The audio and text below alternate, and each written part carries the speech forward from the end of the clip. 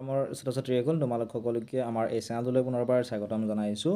বহুতো ছাত্ৰ-ছাত্ৰীয়ে আৰবিকৰ question paper সুধি আছিলে ক্লাছ 9ৰ এনুৱেল এক্সামৰ 2024 চনৰ। গতিকে কেনেকুৱা ধৰণৰ কুৱেশ্যন আহে তোমালোকে এই কুৱেশ্যন পেপাৰখন চালে অলপমান তোমালোকে আভাস পাবা। সময় আছিলে 3 ঘণ্টা আৰু মুঠ নম্বৰ আছিলে 100। ঠিক আছে।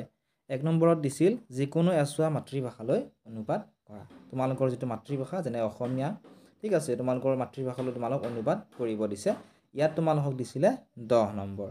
গতিকে তোমালোকে এইখিনি চোৱা কি কি আহিছিল, এইখিনি তোমালোকে অনুবাদ কৰিব দিছিলে।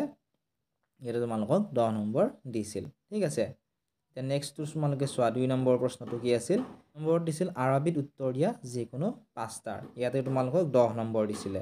এইখিনি তোমালোকক দিছে, এইখিনি তোমালোকক আৰবীত উত্তৰ দিব কৈছে। ঠিক আছে। 3 নম্বৰ দিছিল তলত দিয়া শব্দসমূহৰ অসমীয়া অৰ্থ লিখা। ইয়াতে তোমালোকক 5 নম্বৰ দিছিল। এই শব্দকেইটাৰ তোমালোকক অসমীয়া অৰ্থ লিখিব দিছিলে। ঠিক আছে। 4 নম্বৰ প্ৰশ্নটো দিছিল তলত দিয়া শব্দসমূহ আৰবীত লিখা। ইয়াতে চোৱা বহুকেইটা শব্দ দিয়া আছে, প্ৰতিটোতে 1 নম্বৰ টোটেল 10 নম্বৰ দিয়া আছে। ঠিক আছে। শব্দবোৰ কি কি দিছে চোৱা, পৰা দিছে, ভিতৰত, ওপৰত, লৈ, লক্ষ্য কৰা, ধুনীয়া, পানী, পুখুৰী, মাছ আৰু গছ। এই শব্দকেইটা তোমালোকক আৰবীত লিখিব দিছে। নেক্সট দিছে তোমালোকক আৰবীত 10টা ফলৰ নাম লিখিবলৈ, ইয়াতে 10 নম্বৰ দিছিল। তাৰপিছত তোমালোকক দিছে আৰবীত 7 বাৰৰ নাম লিখা। ইয়াতে 7 নম্বৰ দিছিল তোমালোকক। তাৰপিছত 7 নম্বৰত দিছিল তলত দিয়া শব্দসমূহ ভাঙা আৰু জোৰা লগোৱা। ইয়াতে তোমালোকক 5 নম্বৰ দিছিলে।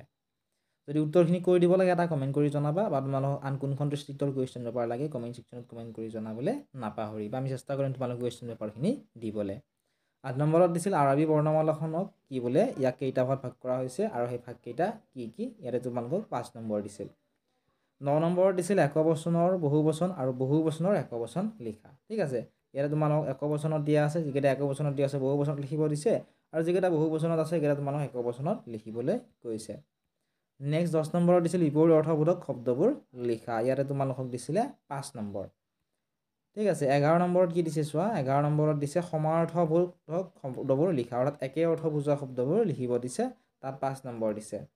নেক্সট 12 নম্বৰত দিছিল এইকেইটা কি, এইকেইটা আৰু কি কি লিখিব দিছে, ইয়াতে 5 নম্বৰ দিছিল। 13 নম্বৰত দিছিল কেইটা আৰু কি কি লিখা।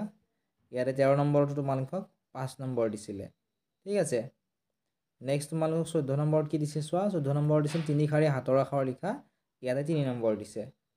14 নম্বৰত দিছিল আৰবীলৈ অনুবাদ কৰা। ইয়াতে তোমালোকক দিছে 10 নম্বৰ। কি কি অনুবাদ কৰিব দিছে চোৱা। 1 নম্বৰত দিছে তোমাৰ ওপৰত শান্তি বৰ্ষিত হওক। 2 নম্বৰত দিছিল তোমাৰ খবৰ কি। 3 নম্বৰত দিছিল মই ভালে আছোঁ। 2 নম্বৰত দিছিল তুমি কোন শ্ৰেণীত পঢ়া। আৰু ই নম্বৰত দিছিল তেওঁ এজন সত্যবাদী। এইখিনিয়ে আছিল আজিৰ এই ভিডিঅ'টো। তোমালোক আন কোনখন ডিষ্ট্ৰিক্টৰ কুৱেশ্যন পেপাৰ লাগে কমেণ্ট ছেকশ্যনত কমেণ্ট কৰি জনাবলৈ নাপাহৰিবা। চেনেলটো যদি ছাবস্ক্ৰাইব কৰা নাই ছাবস্ক্ৰাইব